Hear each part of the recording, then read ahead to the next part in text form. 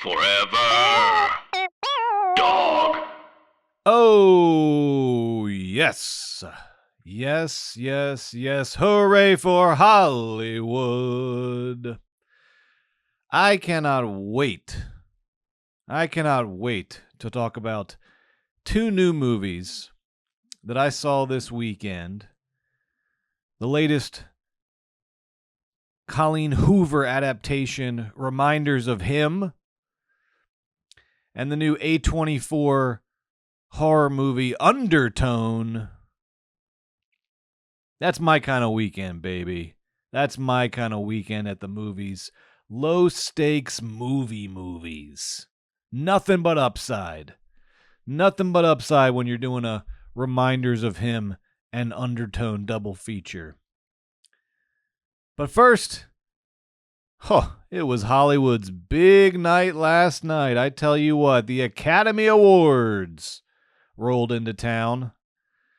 An event originally dreamt up in the sick imagination of MGM studio head Louis B. Mayer as a way of preventing unionization among actors and crew. Look it up.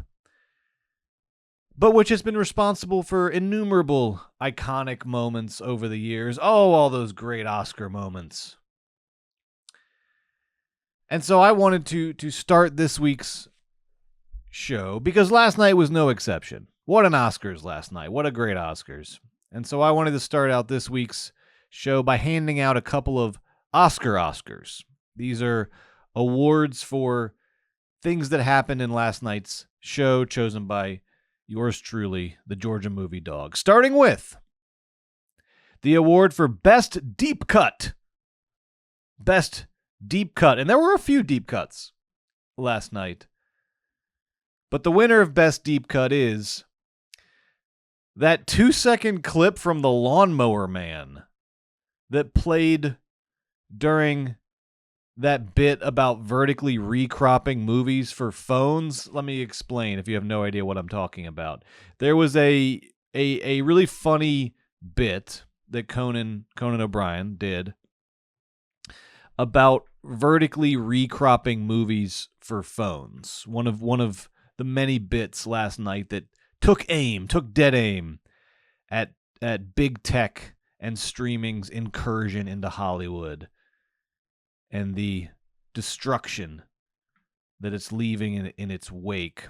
So there was a bit about vertically recropping movies for phones in a way that makes them kind of incomprehensible or impossible to follow. And in the middle of this bit, which was like one of the pre-recorded bits, like a digital short, an Oscar digital short, there was a 2-second clip from the 1992 movie The Lawnmower Man, a movie that I love, but never in a million years would have thought it would have shown up in the Oscars last night. And it's a clip of the virtual reality like super entity that the character of Job, played by Jeff Fahey, turns into at the climax of the movie.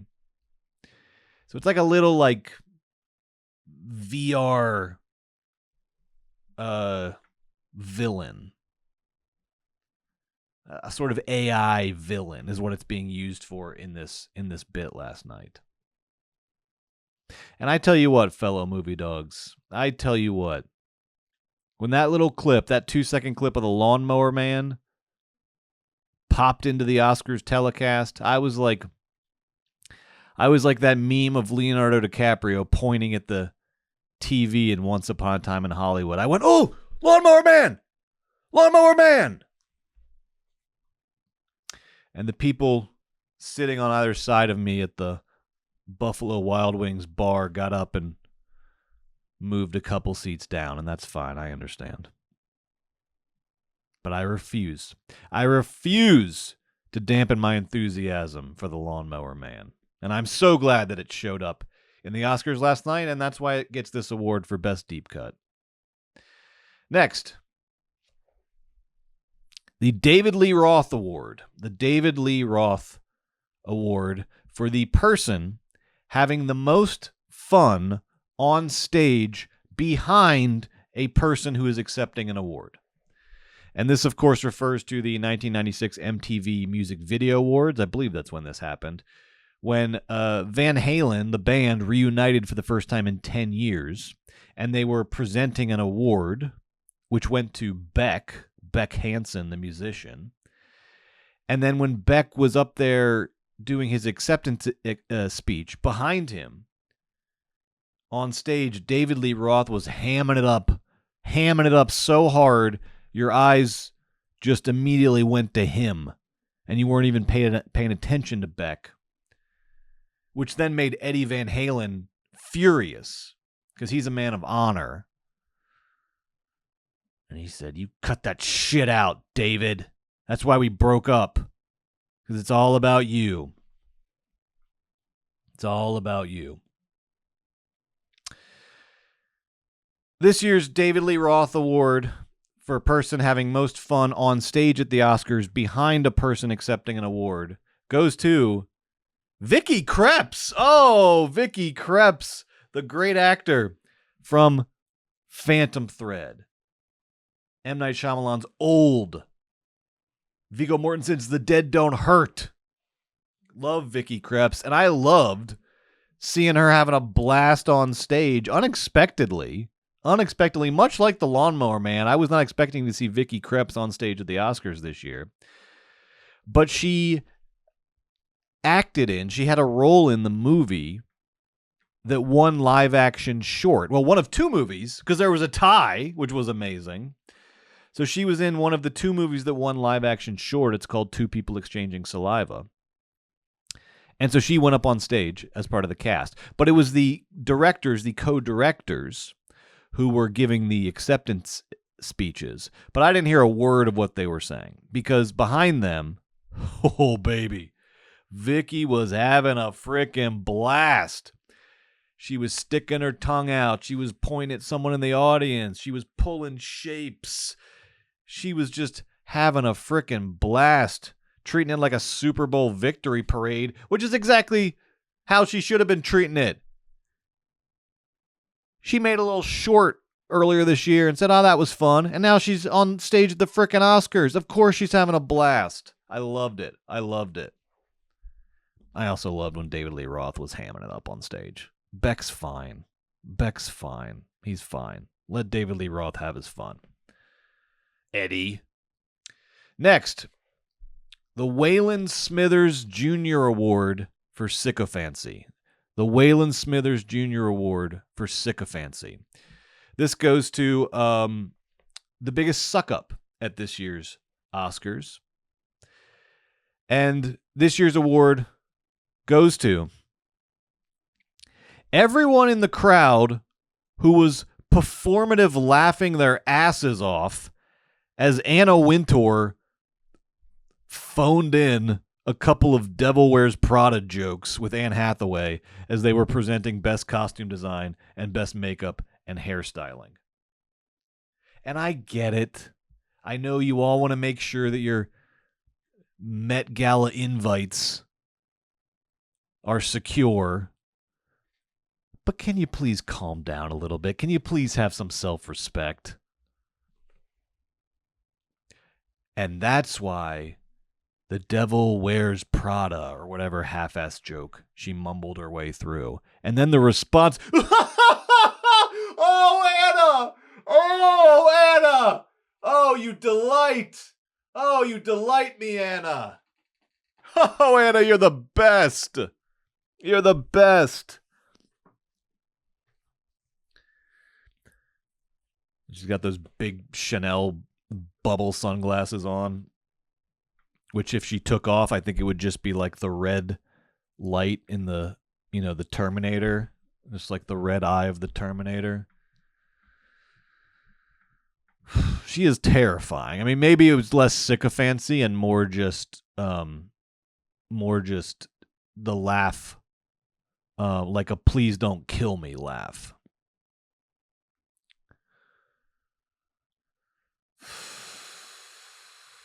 She's not even editor-in-chief of Vogue anymore, okay? It's just the Met Gala. Oh, Joanna! As she just sleepwalks through. Like the most basic jokes. Calm down, everyone. Calm down. She's a legend, I guess, Anna Wintour. Best speech. This is a simple one. Best speech. The award for best speech at this year's Oscar goes to Kate Hawley. Who? Kate Hawley. If you don't know her name, know it now. Memorize it. Because she gave the best speech of the year. Kate Hawley won Best Costume Design for her work on Frankenstein, which won 3 Oscars, by the way.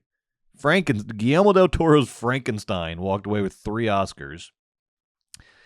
And Kate was great. Oh, was Kate great.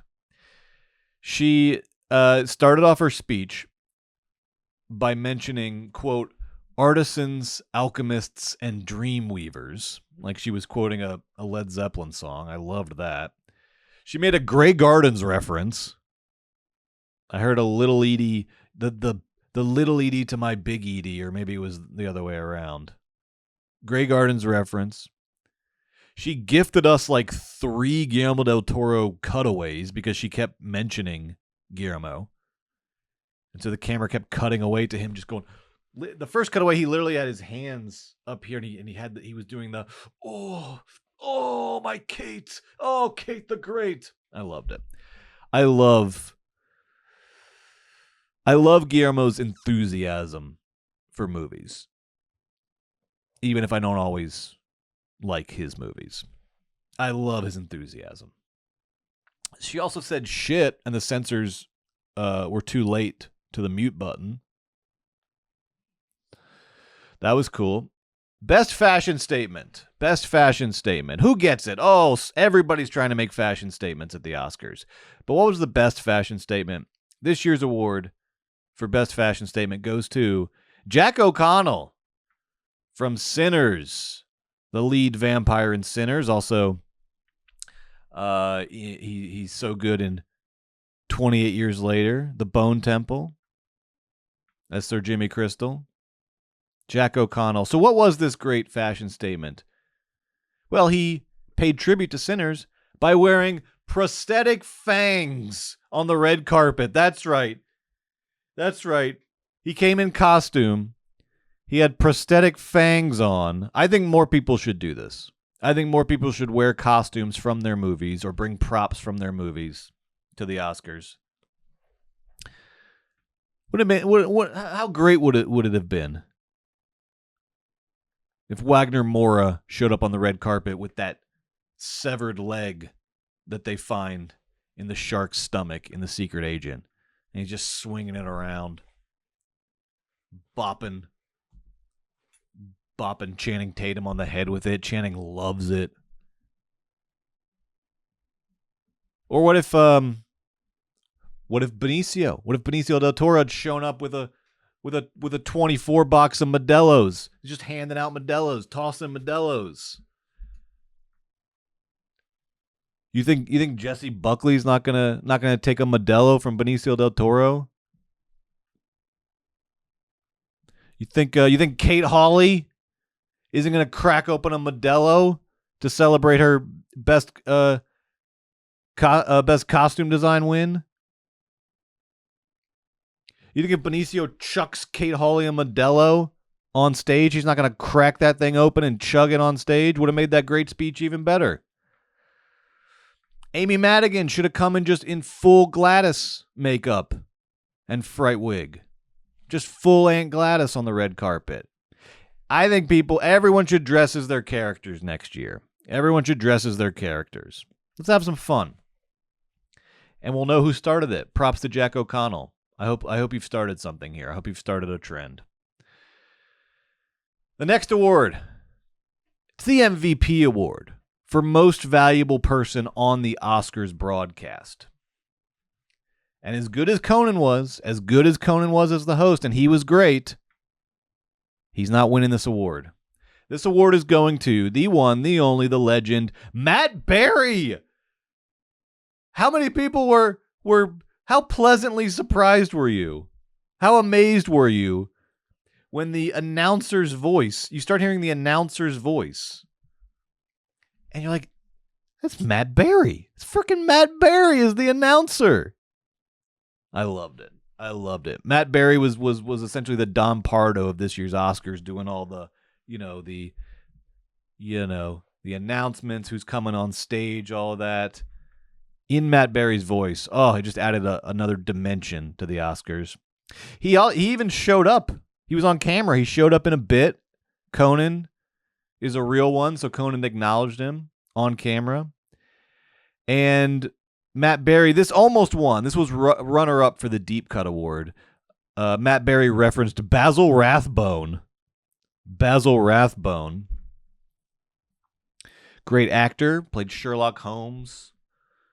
Was in, so many things. So many things. Was he in The Prisoner of Zenda? I think he was the bad guy in The Prisoner of Zenda. So many things. Love Basil Rathbone. He was always Errol Flynn's antagonist in Robin Hood and other things. Captain Blood, maybe he was in Captain. I'm just trying to pull Basil Rathbone credits off the top of my head. I don't know how well I'm doing. He also famously went broke because he would throw these lavish parties. He and his wife would throw these lavish parties in the golden age of Hollywood as a way of spreading his wealth around and staying connected in the industry. And he eventually just ran out of money. It was not a good idea. It's not a good idea. But look, what's money for if not to spend it? I'm sure he had a lot of fun at those parties, and I'm sure a lot of other people did too. But I bet he was wishing those parties had been potluck. Wishing those parties had been potluck. Everybody bring something. I'm doing all right, but I'm not doing that good. Everybody's got to bring something. Mary Pickford, just may bring a casserole or something. Everybody bring something. But it was so much fun hearing Matt Berry's voice throughout the Oscars. All that was missing was Clem Fandango in the booth. What a great choice. Please bring Matt Berry back to do this again. If he wants to, which he probably doesn't, and I don't blame him. But at least we got one. At least we got 1 year Matt Berry at the Oscars. Next, the award for Don't Cast Them in a Buddy Comedy. Oh boy, do not cast these two in a buddy comedy. I've seen enough. That award goes to co-presenters Will Arnett and Channing Tatum. Will Arnett and Channing Tatum. I don't really have anything against these guys in theory, but the Oscars threw them together, I think, thinking that there would be some chemistry here. And there was not. There was not. Ooh, yikes. Mark Wahlberg and Zooey Deschanel had more chemistry in The Happening, M. Night Shyamalan's best movie. And last but not least, and this is a real one. This isn't a joke one. Best moment at this year's Oscars. The award for Best Moment, this is sort of like Best Picture at the Oscars. Best Moment at this year's Oscars goes to Autumn Durald Arkapaw, winning Best Cinematography for Sinners, making her the first woman to win Best Cinematography in the history of the Oscars. In the whole history of the Oscars. Hell yeah, Autumn. Rock on, well-deserved. Sinners obviously looked amazing, and you were an essential reason why. Congrats. What a great moment. And congrats to all the winners. It was a great night at the Oscars. A great night for Warner Brothers. Holy shit. How many times were Mike and Pam mentioned on stage? Did that feel good, Movie Dog listeners? You're like, fucking Mike and Pam. I know Mike and Pam. Felt good to me. Congrats to Warner Brothers and Mike and Pam, and congrats, really, more importantly, to Ryan Coogler. Hell yeah. PTA for Best Director and Adapted Screenplay. Congrats. Took you long enough, Academy, to give the man an Oscar. Jesse Buckley, Michael B. Jordan. How amazing was that? Amy Madigan. she was really winning that Oscar for that previous year at the Oscars when she refused to stand. Her and Ed Harris refused to stand when Elia Kazan got his Lifetime Achievement Award. Elia Kazan, that traitor from the Blacklist era, turning in his colleagues to the House Un-American Activities Committee. And Amy Madigan said, I didn't forget. I don't like On the Waterfront that much. I ain't standing for you, you traitor. For me, it's a career award. It's for that. It's for Weapons. It's for Field of Dreams, of which she is the best part. Congrats to Amy Madigan. Congrats to Joachim Trier, K-pop Demon Hunters, all the winners. But most of all, congrats to F1 for winning Achievement in Sound. Congrats, F1! What an Oscars. What a year for the movies. And speaking of the movies, I saw 2 movies this weekend, Reminders of Him and Undertone, which I'll be talking about this week on the show. What could possibly link these 2 disparate movies together? A Colleen Hoover movie, a A24 horror movie. You'll find out the answer to that after the theme song, plus a deep dive. Well, a semi-deep dive. I'm not really qualified for a full deep dive, but a semi-deep dive. A beginner's guide, a field guide, if you will, into the Colleen Hoover cinematic universe. What's going on here? Hollywood has Colleen Hoover mania. They can't get enough of adapting these books. And we'll consider why that is. A little bit of box office analysis. All of that and more after the theme song. The backbone of this country is the independent film critic. The power of movies must be protected. The best thing about movies is the feeling they give. It's a feeling I want to feel every day. Movie Dawg! Movie Dawg! Movie Dawg! Movie Dawg!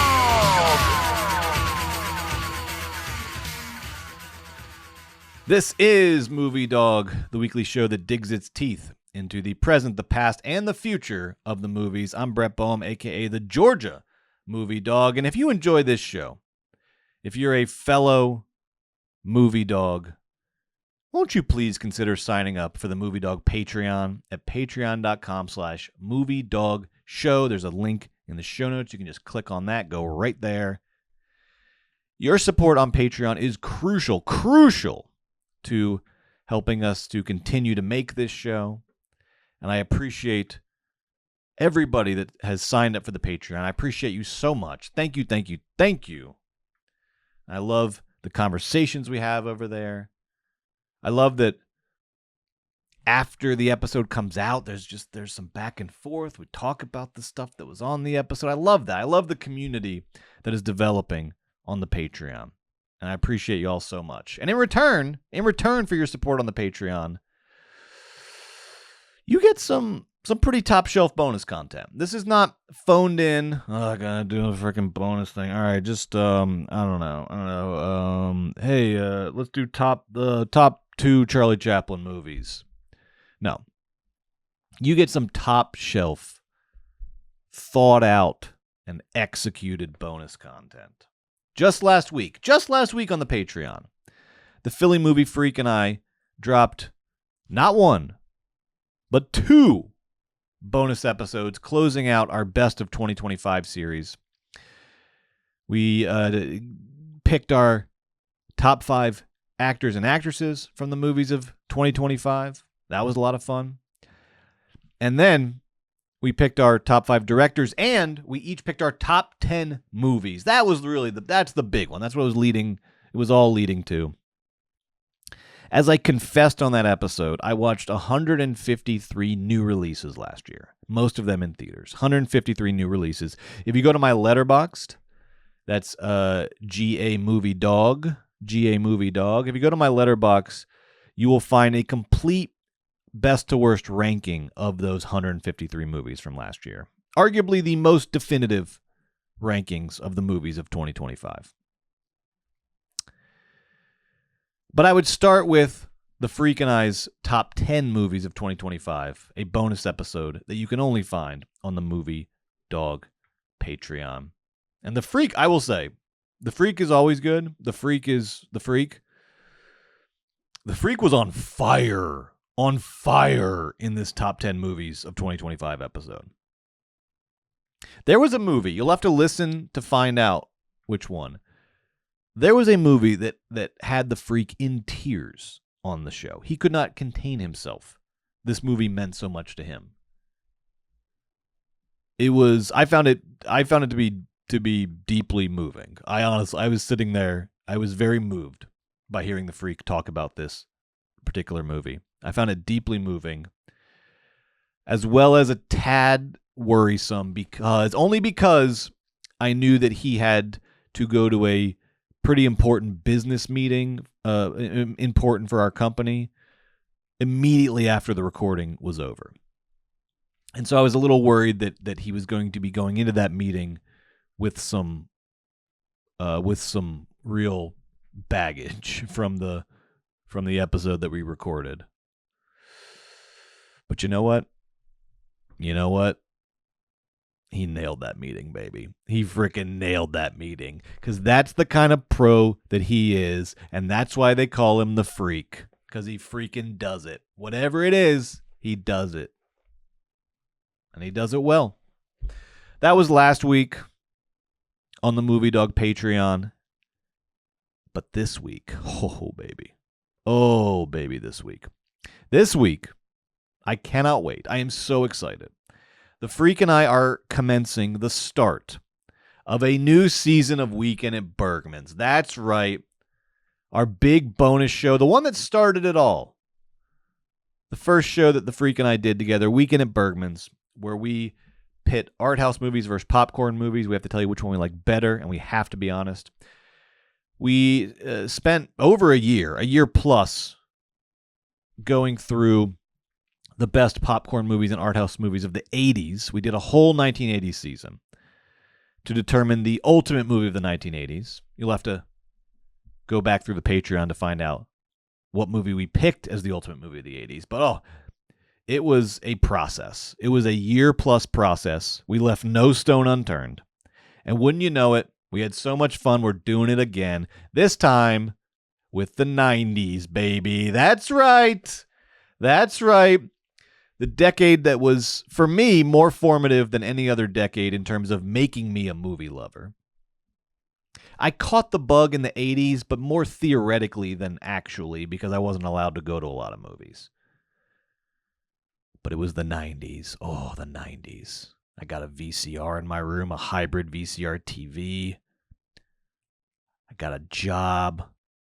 Started spending all my money on VHS, then later DVDs. That's when it happened, baby. The 90s. That was the formative decade for me, and so I cannot wait to revisit the 90s. We did a whole season on 1999, which Brian Rafferty, I think, I would agree with him. Brian Rafferty calls it the best movie year ever. I mean, it's hard to argue with. I certainly have a personal investment in it. It was a very important year for me as an aspiring cinephile, as an up-and-coming cinephile. 99 was a very important year. So we did a whole 1999 season, but now we're going to do the entire 90s. We're going to pick the ultimate movie of the 1990s, and it's going to be a long road. It's going to take a year. It's going to take a freaking year to do this again. But I cannot wait. I cannot wait to start this journey with y'all. And so the Freak and I will be doing, we're going to kick it off with our selection show. This is the most fun you could ever have. We will have an entire episode this week on the Patreon where we go through and come up with all the matchups, set the bracket, pick the movies, pick the matchups. That's this week. And I'm going to need your help, Patreon. I'm going to need your help to come up with the movies for this selection show. I'll put a post on Patreon later this week to solicit submissions. And here's what I need. I need matchup ideas. This versus this. Or just essential movies that have to be included. Whatever the case is. But matchups would be helpful. Send me your ideas. I'm going to put a post on Patreon. Send me your ideas in the comments. And it'll be a free post. This is very important. You can sign up for Patreon for free, and occasionally participate in polls and things like that. And you'll also get notifications of all the great bonus content that we post over there. So sign up for free. Send me your recommendations for the 90s season of Weekend at Bergman's. And then sign up for one of the paid plans so you can listen to the 1990s season of Weekend at Bergman's. You are not going to want to miss this. And it all happens over on the Patreon, patreon.com/MovieDawgShow. Weekend at Bergman's new season 1990 starting this week. Don't miss it. All right. This past Saturday, I had a tiny little window of opportunity to see two new releases in theaters, Reminders of Him and Undertone. And so you better believe that I took that opportunity. But as I was driving over to the AMC 16 in Burbank, I started thinking to myself, what the hell am I going to talk about this week? What could possibly tie together a Colleen Hoover romantic drama and an A24 horror movie? Because as you know, if you've been listening to Movie Dawg this year, part of the fun of this show for me now is crafting a narrative each week around the new release, whatever it happens to be. Not just doing a standard review, but telling a story that roots the movie or movies of the week in a historical context, an industry context, an aesthetic or political or philosophical context, in order to craft a narrative about the movies of the week. A narrative that's bigger than just the movies themselves. And so this week I had my work cut out for me. Or so I thought. Because all I did was go and see the movies, and the narrative revealed itself to me. Because that's always the answer. It doesn't come from up here. It comes from up there on the screen. Just watch the movies. The truth will appear to you. The story will appear to you. The angle will reveal itself to you. Just go watch the frickin' movies. Because when I went to Reminders of Him, the first of the double feature at 7 o'clock, I was lucky because it was in my opinion, the best theater in the AMC 16 at Burbank. It's their beautiful, immersive Dolby Theater. Theater 14. Oh, Theater 14. Oh, I love going to Theater 14. The gold standard for theatrical distribution. And so I saw a 7 p.m. screening of Reminders of Him in the Dolby Theater, Theater 14. Then I grabbed a quick drink and returned to the very same theater for a 10 p.m. screening of Undertone. That's right. I saw both Reminders of Him and Undertone in the same theater, the Dolby Theater, at the Burbank AMC 16. And between these two experiences separated by a couple of hours in the same location, between the experience of watching Reminders of Him and the experience of watching Undertone, I don't know if I've ever had a more physically taxing night at the movies in my entire life. And I'll explain. And I don't mean that as a bad thing. I don't know if I've ever had a more physically taxing experience than last Saturday night at the movies. Two very different but equally demanding physical experiences. Reminders of Him made me cry. And not just a little bit. It made me cry a lot. It made me cry quite a bit.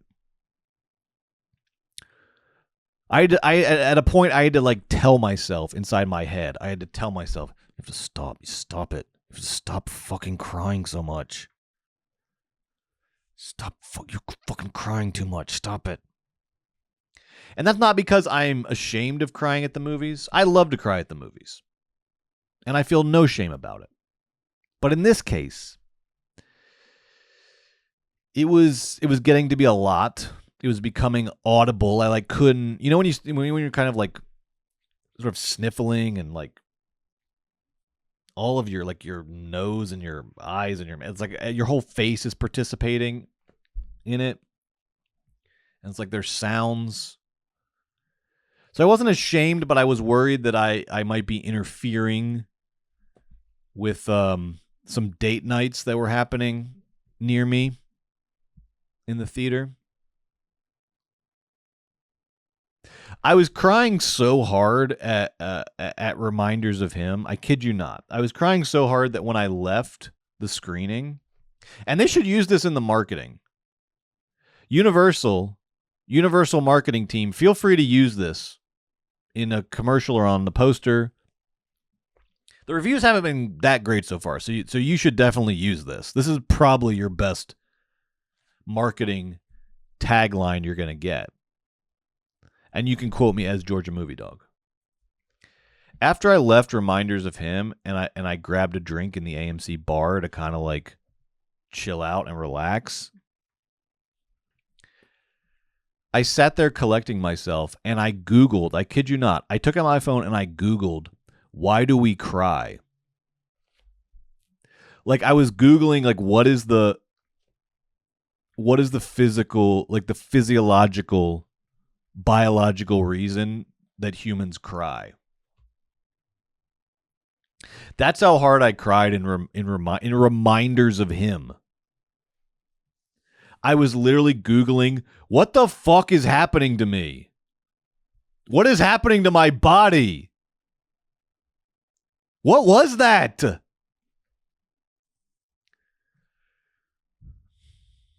So feel free to use any version of that in your marketing for reminders of him in the coming weeks.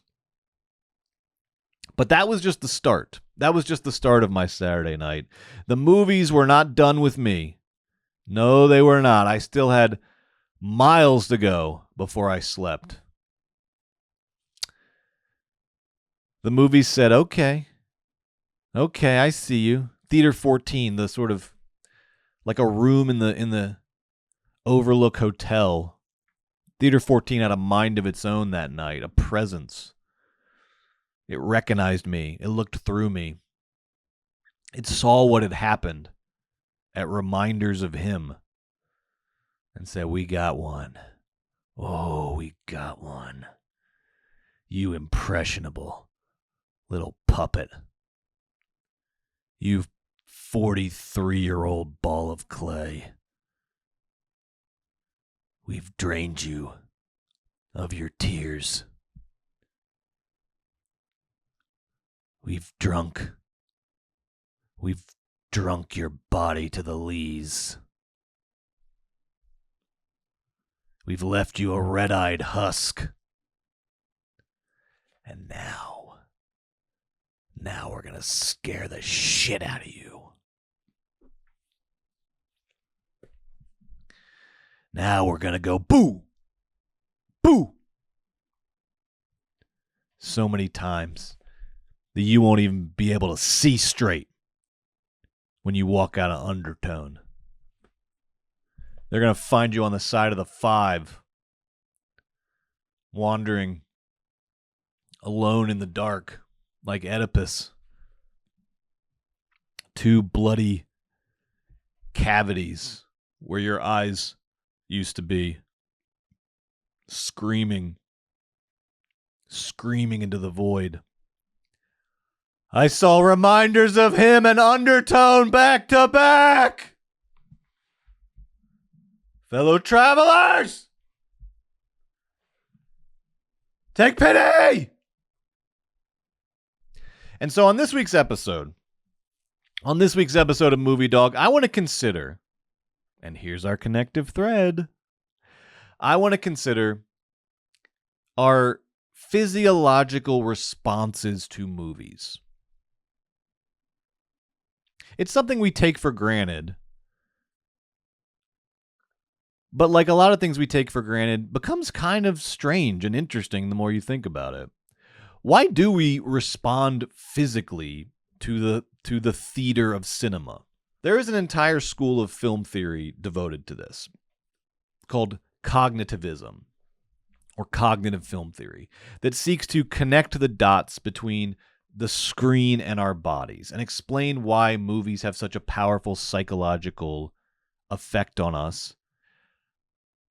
A psychological effect so strong that it becomes that it expresses itself physically in our bodies. Not theoretically, actually. And one of these central preoccupations of cognitive film theory is what are called mirror neurons. Mirror neurons. MIRROR neurons. Mirror neurons are a fairly recent discovery in psychological research. They were originally discovered in the 90s by a team of Italian researchers who were studying the behavior of this group of monkeys. And this is fairly complex, and I only understand it at a very surface level. But to put it as simply as possible, mirror neurons are a type of brain cell that respond equally when you perform an action and when you witness someone else perform the same action. Mirror neurons don't draw a distinction between you doing something and you witnessing someone else doing that same thing. To mirror neurons, that's the same thing. And in the case of the monkeys, these mirror neurons in their brains responded the same way when they grabbed an object, when they personally grabbed an object, versus when they watched another monkey grab the same object. To the mirror neurons in these monkeys' brains, there was no distinction between those two things. The mirror neurons don't distinguish between being the subject of the experience and being the spectator of the experience. Humans also have these same mirror neurons, and they offer a pretty persuasive explanation for why we experience empathy. What is empathy actually? What's happening in our brain and in our bodies? Mirror neurons can explain why we are able to watch a movie and to respond to a character's experiences as though we are experiencing the same thing. And again, it's something we just take for granted. Of course you cry at the movies. It's freaking sad, or it's beautiful, or it's tragic. Of course you cry. But reminders of him unscrewed me so completely that I was once again literally asking myself, wait, why am I responding like this? Why isn't my response just spectatorial? Why am I not able to separate myself from the moment and go, I understand what Micah Monroe and Tyreek Withers' characters are experiencing. They're experiencing intense emotions of pain and desire. But this has nothing to do with me. Why do I experience it with them? According to certain cognitive film theorists, it's because of mirror neurons, because my mind is programmed to respond that way.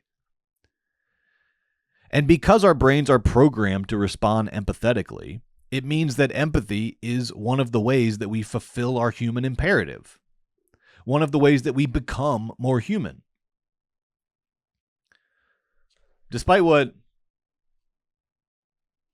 Andrew Tate says, or any of those guys in that Louis Theroux Manosphere documentary say, empathy is not a liberal fallacy.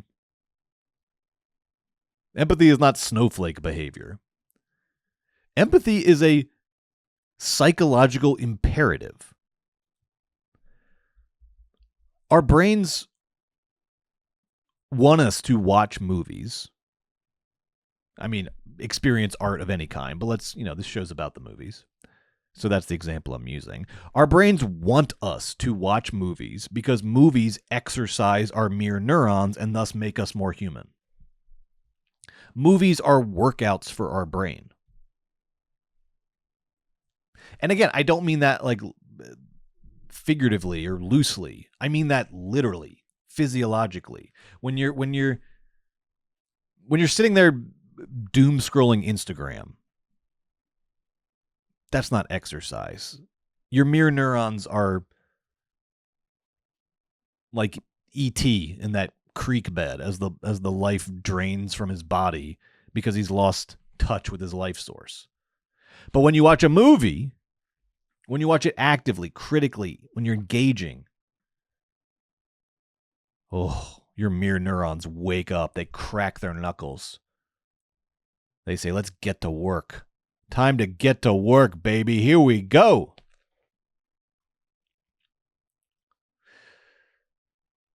And just to say it again, mirror neurons, cognitive film theory. I mean, these are legit academic disciplines with many accomplished experts. I'm doing a very rough overview based on a very rough understanding of this with no professional training. And so if any of this scratches, an itch, if any of this is interesting, I would strongly encourage you to search these keywords, mirror neurons, cognitive film theory. There's a lot of great stuff online, a lot of great academic papers, a lot of great research. And you can do a true deep dive. But for now, I think that suffices in terms of establishing mirror neurons as a theory for the sake of this episode. And I want to apply this theory to the movies of Colleen Hoover, the movies based on the novels of Colleen Hoover, and specifically reminders of him. Because not every movie that tries to make you cry actually makes you cry. So why is the Colleen Hoover cinematic universe so good at it?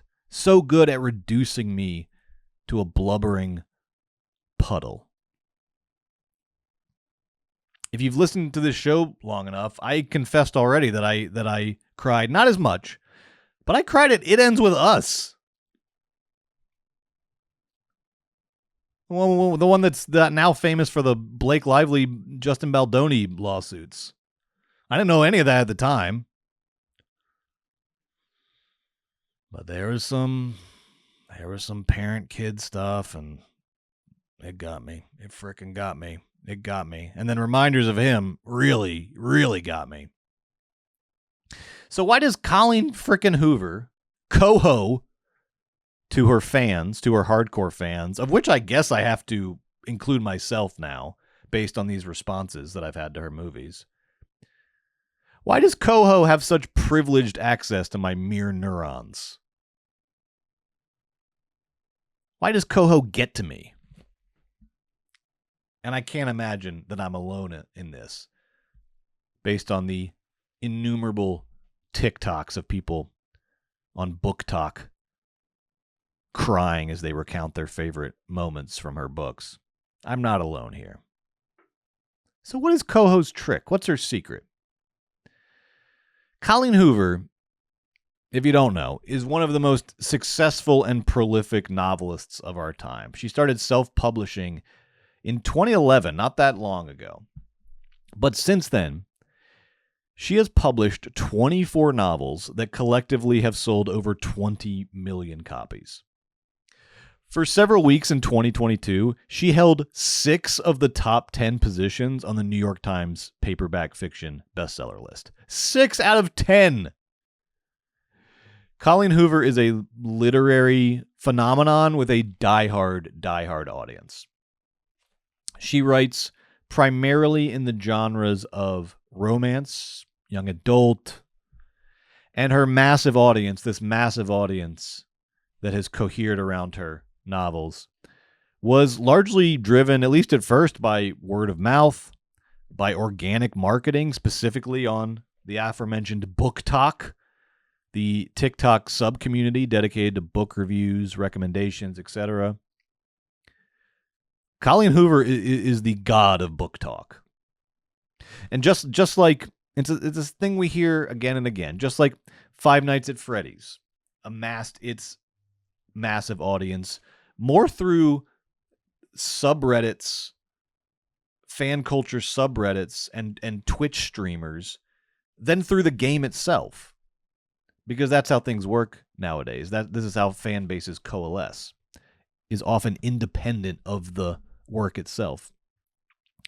Likewise, Colleen Hoover's novels reached these stratospheric levels of popularity through the commentary culture of social media.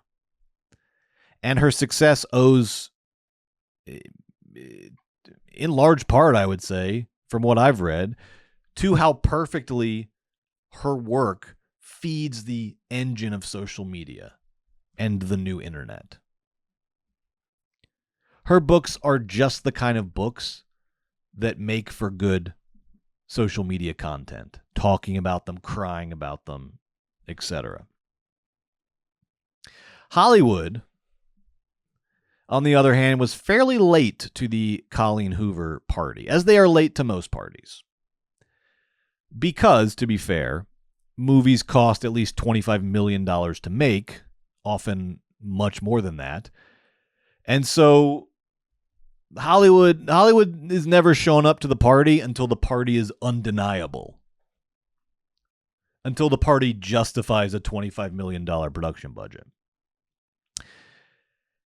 And when the Colleen Hoover party became undeniable, 6 out of 10 slots on the New York Times bestseller list, Hollywood showed up, and it showed up big time. In 2024, there was, of course, It Ends With Us. It Ends With Us, the first major film adaptation of a Colleen Hoover book, made $350 million worldwide against a $25 million production budget. $350 million on a $25 million budget. For an adult drama in 2026, that's unheard of. That's crazy. That's completely unheard of. And then the next year in 2025, there was Regretting You, an adaptation of Colleen Hoover's novel Regretting You, with Allison Williams, Dave Franco, McKenna Grace, and Mason Thames.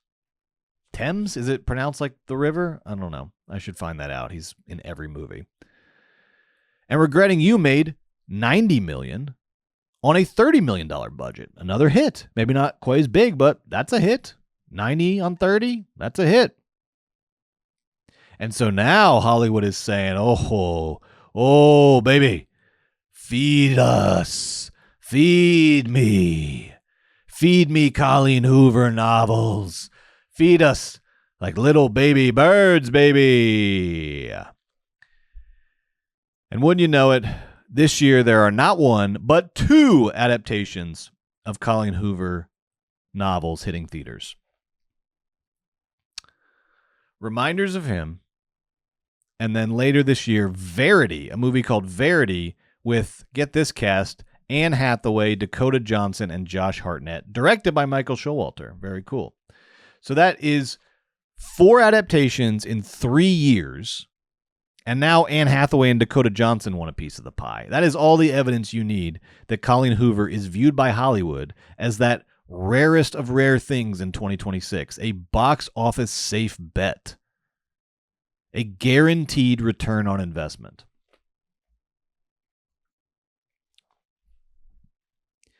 And the movies are cheap on top of all that. It's just adults having feelings. It's just old-fashioned adults having feelings. You don't have to pay Weta to put Anne Hathaway in a motion capture suit. Just adults having feelings. 25 to 30 million budget, guaranteed return. Sign my ass up, says every studio in Hollywood. So how did Reminders of Him do opening weekend? Did it continue the Colleen Hoover hot streak? Let's find out. Show me the money. And by money, I mean the weekend box office returns. There they are. There they are. Well, wouldn't you know it? Hoppers kept hopping along. Pixar's Hoppers, their best box office performance for an original movie since 2017's CoHo, arguably had an even more impressive second week than its already impressive first week, considering it only dropped 37% in its second week. That's amazing. That's amazing. Average drop is 60%. Anything in the 50s is considered good. Anything in the 40s is considered great. Anything in the 30s is phenomenal. Only dropped 37%, picking up an additional 28.5 million domestic to stay in the number one spot this weekend. After 2 weeks, Hoppers has earned $168 million worldwide. It's already the third highest grossing American movie of the year after Wuthering Heights and Scream 7. It will probably become the highest grossing American movie of the year within the next 7 to 10 days. Hoppers continuing to crush. Reminders of Him there in the second slot. And although it didn't get the top spot, it did great. It overperformed. It earned an impressive $18.2 million domestic, plus another 10 internationally, for a worldwide opening weekend of $28 million. That's on a $25 million budget. $28 million on a $25 million budget first weekend. And that's despite mediocre reviews, a B- cinema score. Didn't matter. The Colleen Hoover hot streak continues. And we'll just have to wait and see how much Reminders of Him rakes in the coming weeks. But it's looking good. It's on track for profit. Colleen stays undefeated in Hollywood.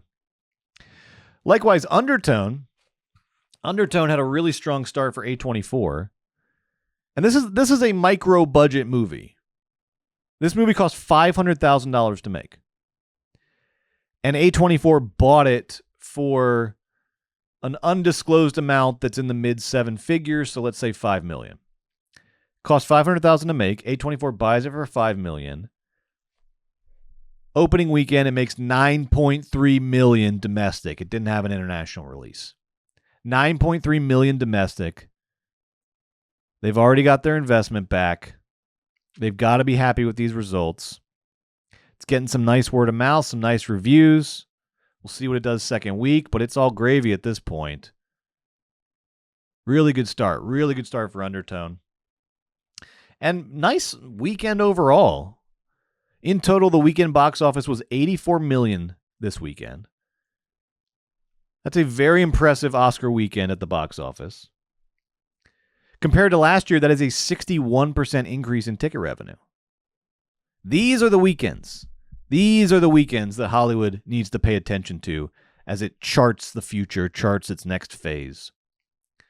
Where can we find guaranteed returns on low budgets? Colleen Hoover adaptations, high concept horror. There's two options right there.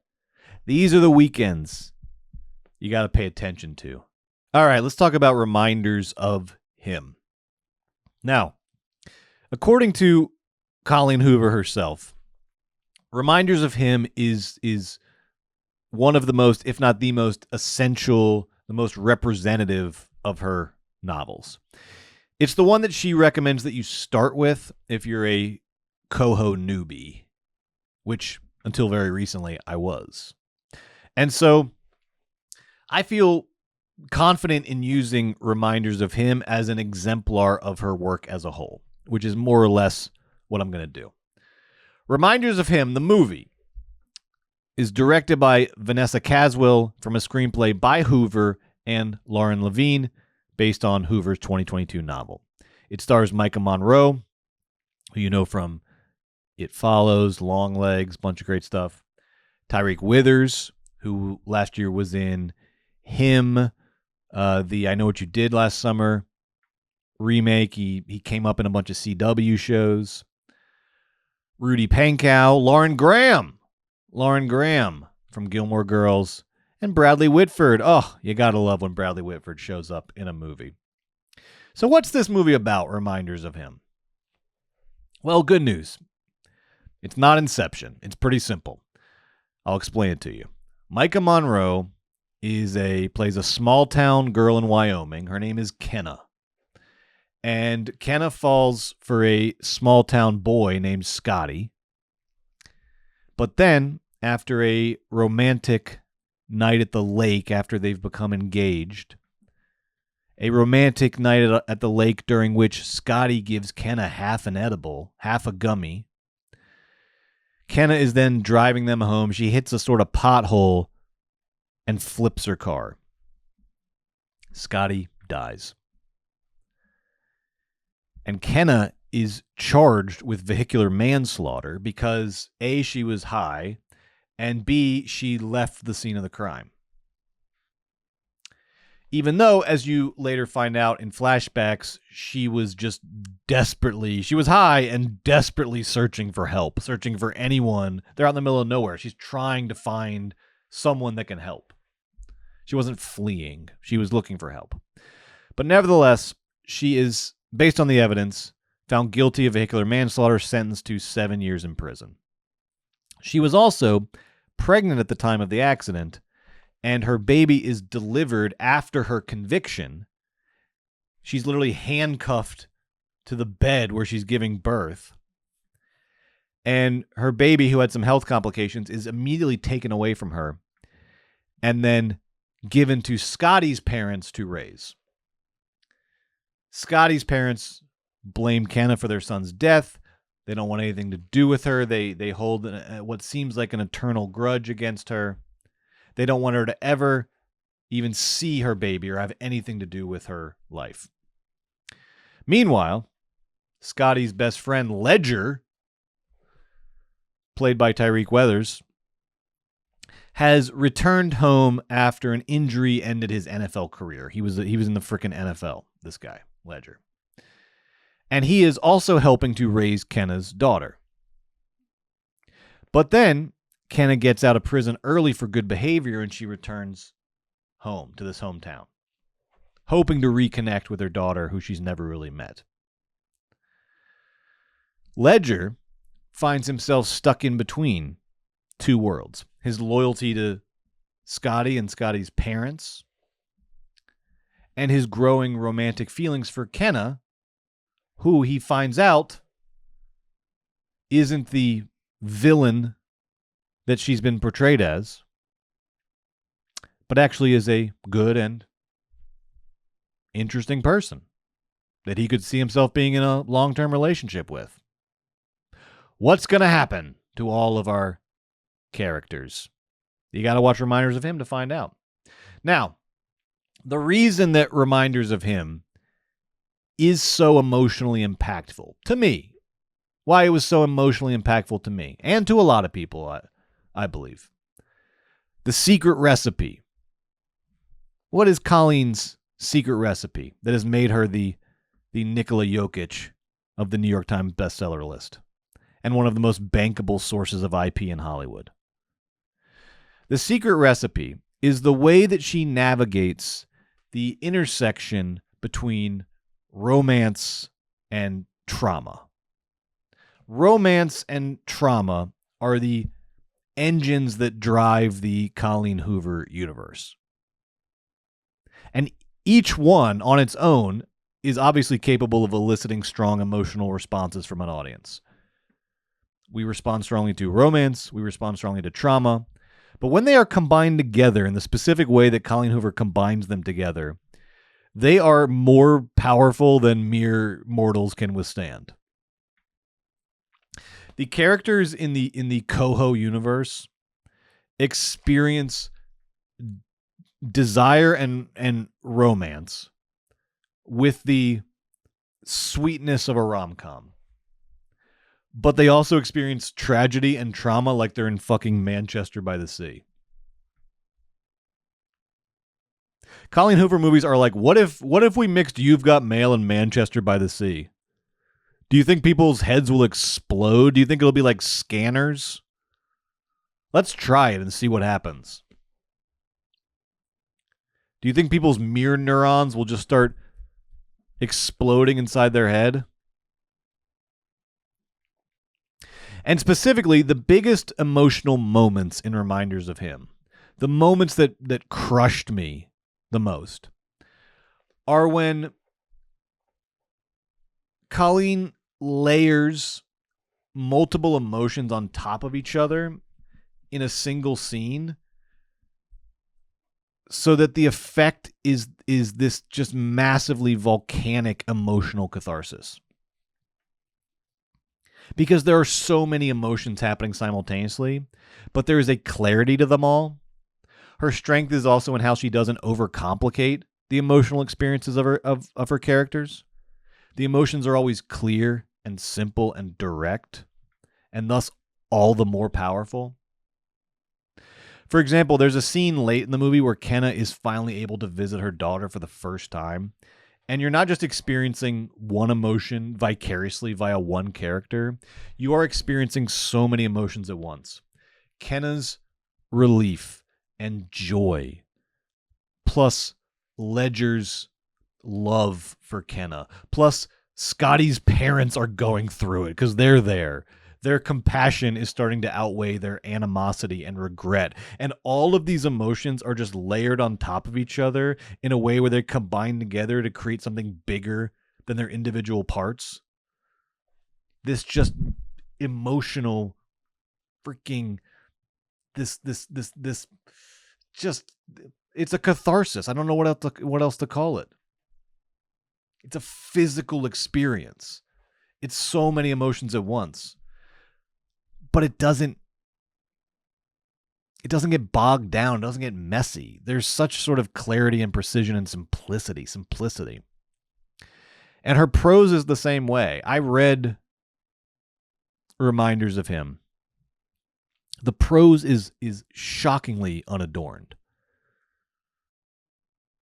If you're looking to or trying to learn the English language, might I recommend a Colleen Hoover novel? The prose is just obsessively simple. But I realize watching these movies why that is. Because it makes the emotional catharsis that much more powerful, and it allows you to do multiple things at once without muddying the waters or muddying the emotions of the moment.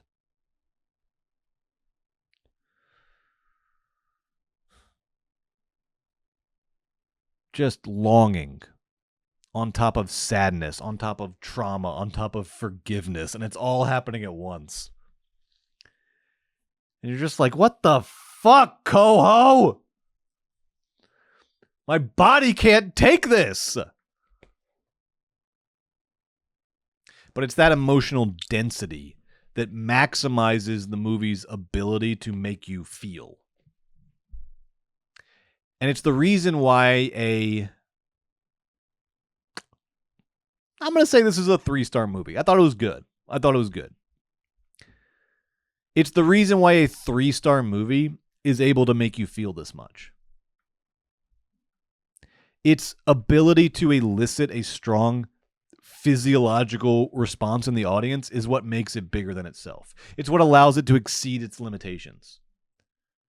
Simple story, simple characters, mind-numbingly simple dialogue, big fucking emotional impact.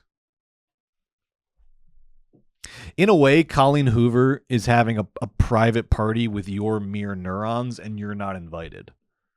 Because it doesn't matter if you think the movie's good or not. You're going to fucking cry your eyes out. Because your body's going to make you cry your eyes out. So, does that make Colleen Hoover's books and the movies based on her books exploitative? Particularly when she does occasionally dabble in some pretty serious themes like domestic abuse and gaslighting, as in It Ends With Us. I don't know. I find it hard to call these movies exploitative, and I have much more experience with the movies. I've only read the one book. But I've watched all 3 of these movies so far based on her novels.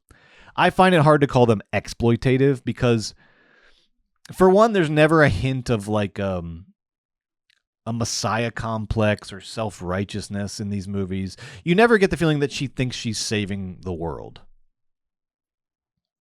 She's always just telling a very simple story about a few characters. And in fact, I thought the film version of It Ends With Us was actually pretty effective in the way that it made the audience complicit in the abusive characters' gaslighting, to show you how abuse perpetuates itself, how it survives, how people who are not in and of themselves abusive can actually help to perpetuate it. Because you don't realize that you're being complicit in it until the movie has this big twist and reveals the truth of his behavior. The movie actually encourages you to ignore the red flags, so that when the red flags turn out to be there for a reason, because he is physically abusing his partner, you're like, holy shit, wait, why did I ignore it? Why did I ignore it? Why wasn't I more aware? Why didn't I see this? And particularly, I rewatched it this week, and on the second watch, it's even more kind of troubling, because you really see the signs, and you're like, man, was I just looking for any excuse to ignore this? It really makes you look at yourself in the mirror. It's a sneakily effective movie in the way that it sort of presents the dynamics of gaslighting around abuse. But that's just, it ends with us. I mean, in Regretting You and Reminders of Him, the trauma isn't abused. It's just death and tragedy. It's more accidental. There's not a villain in Regretting You or Reminders of Him. And I guess you could call this stuff trauma porn, but you could also just call it catharsis. Not a particularly enlightening or high level or mind altering catharsis. I don't learn a whole lot from these movies, but I do feel quite a bit. I do feel a lot. And even though I haven't seen a great Colleen Hoover film adaptation yet, I do think that Reminders of Him is probably the best adaptation of her work that I've seen yet as a movie. I thought it was good. I think it's the best Colleen Hoover movie. I think it's the best Tyreek Withers performance. An actor that I like in theory, but I haven't really liked his movies, and I feel like he hasn't been really set up for success yet as a film actor. But it was nice to see him here in a very understated role, naturally charismatic, naturally magnetic. Of course, Micah Monroe's amazing as always. But it was nice to see Tyreek Withers start to approach his full potential in a film role. That was good. I thought it was good. I saw it's getting kind of mediocre reviews. I don't know. I thought it was good. And I think I've been very clear about the kind of experience you're going to get if you go see it. So if you want that kind of experience, I believe Reminders of Him will deliver. Still, it is a weird sensation watching it, because there is a part of your brain that tells you that the emotional response that you're having is not commensurate to the quality of the movie. I did feel the same way when I watched It Ends With Us, even though, like I said, there are parts of it that I find very effective. Overall, I had that same disconnect where I was like, how is this movie creating such a big emotional response from me? Blake Lively's outfits are absurd. Justin Baldoni is a clown. How is this movie making me cry? Like, how is it getting to me?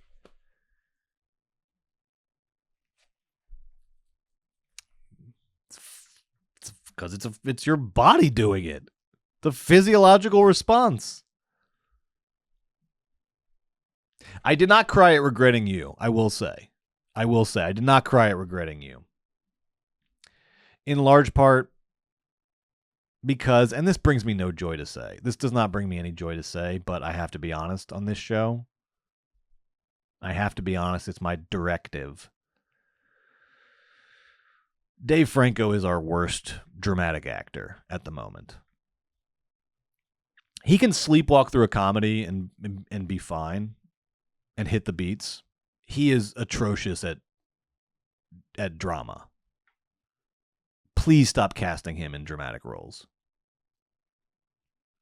He's so bad, he's the reason I did not cry at a Colleen Hoover movie. That's like taking candy from a baby. But Reminders of Him is good. It's good. If you're going to watch a Colleen Hoover movie, I would start with this one. Start with Reminders of Him. And I'm excited for Verity. With that cast, Anne Hathaway, Dakota Johnson, Josh Hartnett, directed by Michael Showalter. And I think it's like kind of like a thriller, like a little bit more of a thriller than these other three. Come on, I can't wait for Verity. One last note on Colleen Hoover movies. Because there is this thing that happens about once in every Colleen Hoover movie, which is that something in the movie makes me laugh really hard. And it's never intentional, but it's also not, it's not like irony poisoned either. It's not at the movie's expense. It's something where I'm not laughing with the movie, but I'm also not laughing at the movie. I'm just laughing in the midst of the movie. I'm laughing in the world of the movie. I'm just laughing, baby. In Regretting You, there's a kid like Dawson in Dawson's Creek. There's like a small town kid who's obsessed with movies and wants to be a director, and he works at the local movie theater. And we get a shot of his bedroom at one point. And as you would expect, he's got a bunch of pictures from movies and stills and a bunch of big movie posters. It's like a big collage of movie posters. And it's mostly standards. Rosemary's Baby, Godfather Part 2, Election, Paper Moon, 48 Hours, Sunset Boulevard. It's a massive collage. Chinatown, Pet Sematary, Days of Heaven. A lot of classics. But then hidden within the classics, I paused and really looked at all of them. Hidden within the classics, there are 3 hilarious posters. Number 1, Patriot Games. He has a Patriot Games poster. This is happening in the present day, by the way. This 17-year-old kid has a poster of Harrison Ford in Patriot Games on his wall. Number 2, Black Rain, the Michael Douglas movie where he fights the Yakuza. Black Rain. So he's got a Patriot Games poster, a Black Rain poster, and then, the cherry on top. And it's also, and this is what made me pause the movie and say, hold on. The biggest poster of all, and the one that is most central, the place that your eye goes to first when they cut to this kid's bedroom, is a massive poster of the movie The Two Jakes. The Two Jakes is the sequel to Chinatown that Jack Nicholson directed as well as starred in, and it's generally regarded as pretty terrible. I mean, if there's any Two Jakes fans out there, please let me know, make your case. But I'm just speaking generally regarded as a pretty bad movie. And you already have a Chinatown poster on your wall. Why is the biggest poster in this 17-year-old kid's bedroom the Two Jakes? Where do you even find a poster for the Two Jakes? My guess is that the production designer just wanted a like prominent Jack Nicholson image in the collage. And the Two Jakes poster is very Jack Nicholson forward, so it works. It was just so funny to me that this 17-year-old kid in the year 2025 had a massive poster of the Two Jakes on his bedroom wall. And he's also not like a particularly cool kid. Like, he's pretty basic. It's Mason Thames. I loved it. Then in reminders of him, maybe my favorite moment in any of the Colleen Hoover movies, for laughs. One of the plot lines and reminders of him is that Ledger, the Tyreek Weathers character, Ledger was not present in his friend Scotty's life for like the 3 to 4 years leading up to his death. So that's why he doesn't, he had never met Kenna before she comes back to town. He wasn't around, and then he and Scotty were kind of drifting apart. And at this point, you don't really know anything about Ledger. And then there's this key flashback scene where Scotty is celebrating his 20th birthday. And he had reached out to Ledger to invite him to say, you got to come to my 20th birthday. It's my birthday, and I'm going to propose to Kenna. You got to be there. I want my best friend there. And so when Ledger doesn't show up, there's this scene where Scotty is just sitting at his dining room table with his parents and Kenna and this sad little birthday cake, and he's so sad. And he's like, oh, I can't believe Ledger didn't come. My birthday. I asked him to come to my birthday. He didn't come. And you're like, oh, you're watching this going, Ledger's such a jerk. When I get my hands on this Ledger guy, what a jerk not coming to Scotty's 20th. And then the dad, Bradley Whitford, goes, well, he does have a big game this weekend. And you're like, wait, what? Because you have not heard, you don't know much about Ledger at this point. You're like, what? He's got a big game? Is he an athlete? What game? And then it cuts to Ledger in the Denver Broncos training facility getting worked on by a physical trainer. And you're like, wait. Ledger is in the NFL? Ledger is in the NFL and it's in season? Scotty, he's not coming to your fucking birthday party. He plays for the Denver Broncos and it's Thursday on like a week that he has a game on Sunday. You live in Wyoming. He's in Denver. He's got to play Patrick Mahomes in 2 days. He's not coming to your fucking 20th. It's not even your 21st. Anyway, when they cut to when they cut to the Broncos training facility and it all clicks, I was cracking up. It's so funny. It's so funny that Scotty thought that Ledger was going to come to his birthday party. Hey, Sean Payton. Hey, Mr. Payton. Coach Payton. Sean Payton's the coach of the famously irascible / borderline criminal coach of the Denver Broncos, formerly the Saints, when they did their whole Bounty Gate thing. Hey, Coach Payton. Just want to tell you, I'm not going to be able to make the game this Sunday. I got to go to my best friend's birthday party. It's his 20th. Loved it. Laughed out loud. Let's talk about Undertone. Undertone is a Canadian horror film written and directed by Ian Tuason in his directorial debut. The film stars Nina Kiri as Evie, a woman who hosts a paranormal podcast with her friend Justin, played by Adam DeMarco. We only hear Adam DeMarco, though. It's only a voice, because they are recording remotely. She is the skeptic of the two. I don't believe in ghosts. And Justin is the true believer.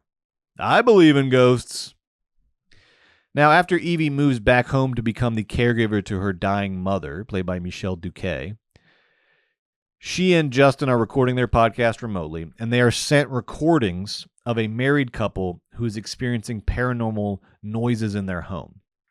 And as they listen to these recordings, they get drawn deeper and deeper into fear and paranoia and a potential supernatural demonic entity that is gaining influence over them. Undertone has a very unique approach to horror in that it conveys much of its frights and much of its story through sound design, through audio. Off-screen voices, these recordings. Most of the movie is just Evie sitting at her mom's dining room table recording a podcast while her mother is in a bed upstairs. This is one of my favorite types of movies. From Texas Chainsaw Massacre to Blair Witch Project, I love low-budget horror, and specifically, I love when a horror movie uses its low budget as an advantage by turning limitations into strengths.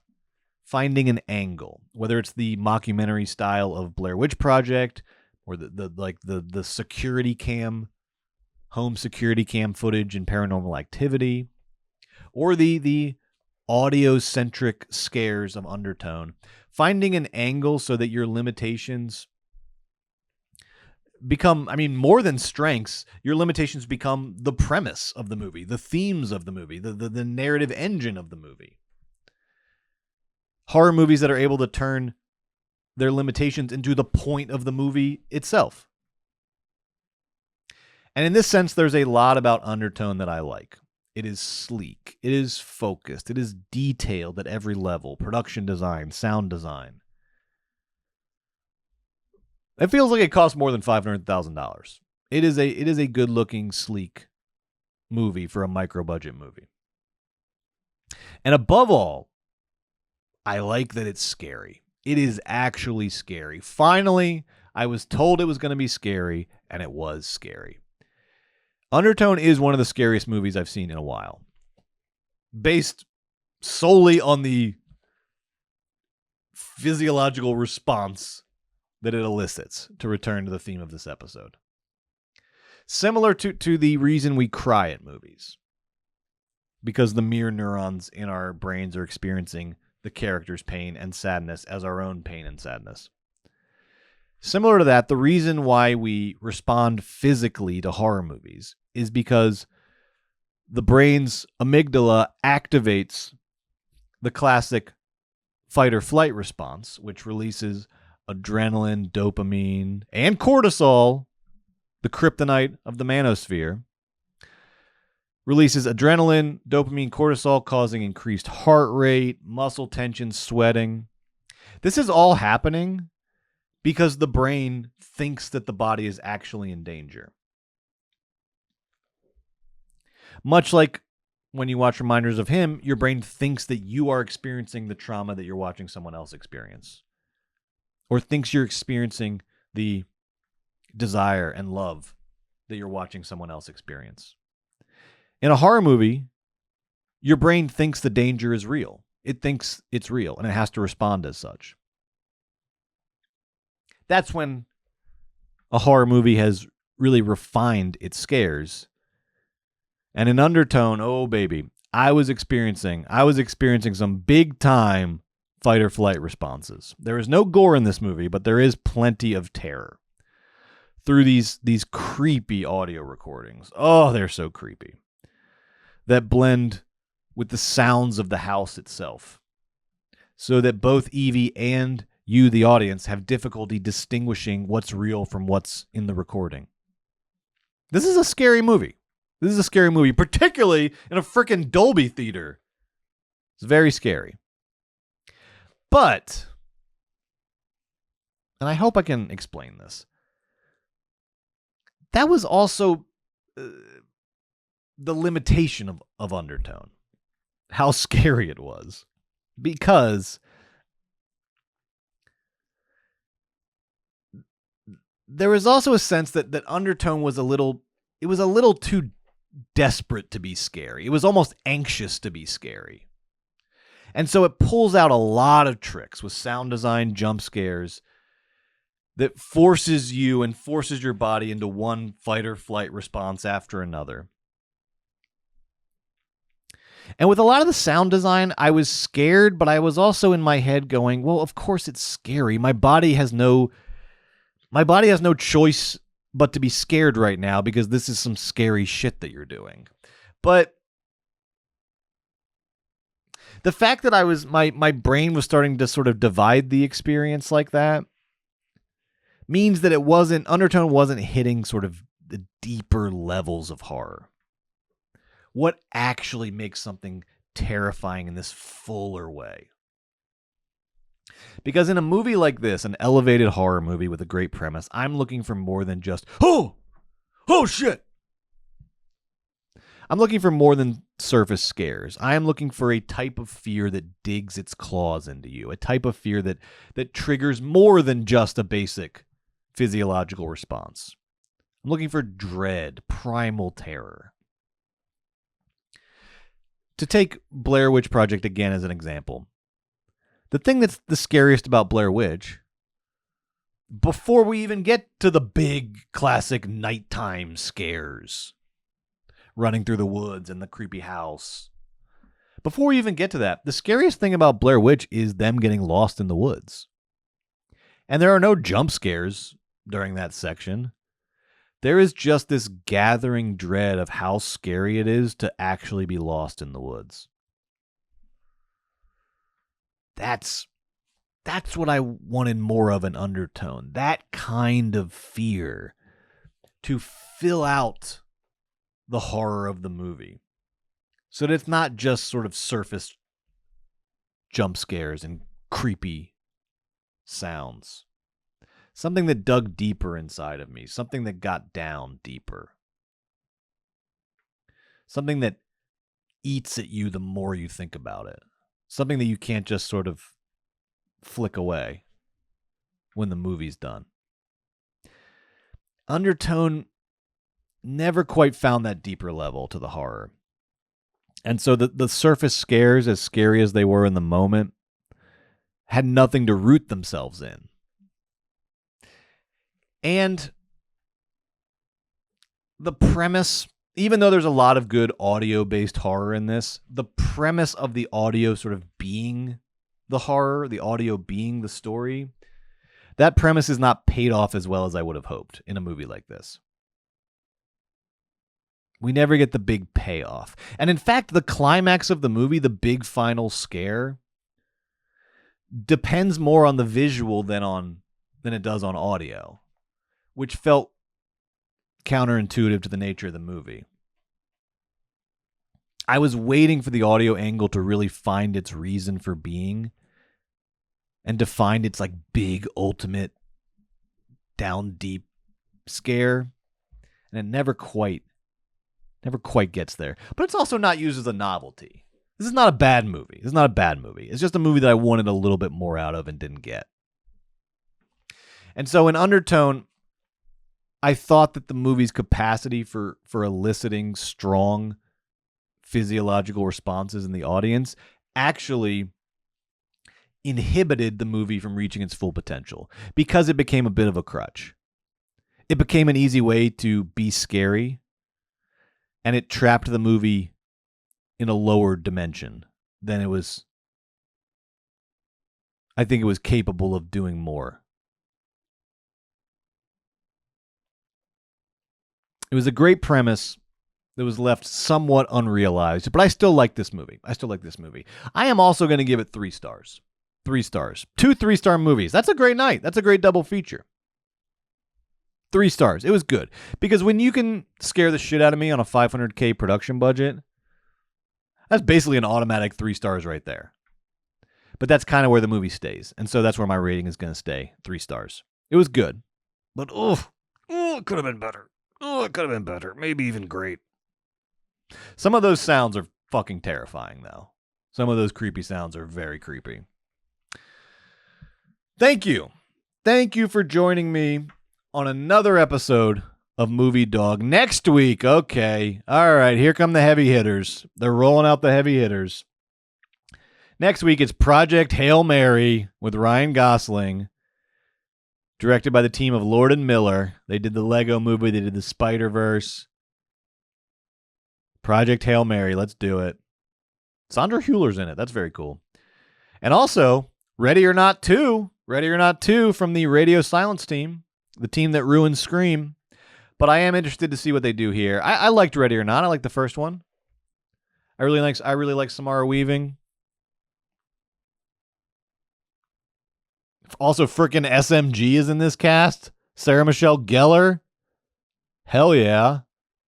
Let's see what they do with the sequel. Ready or Not 2. I'm excited. Can't wait. We'll see what the theme is, what the narrative is. I have no idea what it's going to be.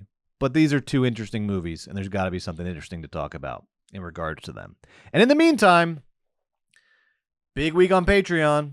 Big week. We just posted all of our best of 2025 episodes. And then this week, the Freak and I are kicking off a new season of Weekend at Bergman's. Do not miss it. Do not miss it. Starting with our selection show. The theme of this season is the 90s. I need your help to suggest matchups. Tell us what movies to include. Tell us what matchups you would like to see. You can do all of that on Patreon. I'll post a call for submissions this week. And then you can join us for the actual selection show episode later this week. We'll probably also talk Oscars. I bet the Freak and I will talk Oscars. You know the Freak's got some Oscar hot takes that are going to blow your mind. That's only on the Patreon, and you can sign up at patreon.com/moviedawgshow. Patreon.com/moviedawgshow. Sign up for free. See how it goes. See where it goes from there. All right. Bye.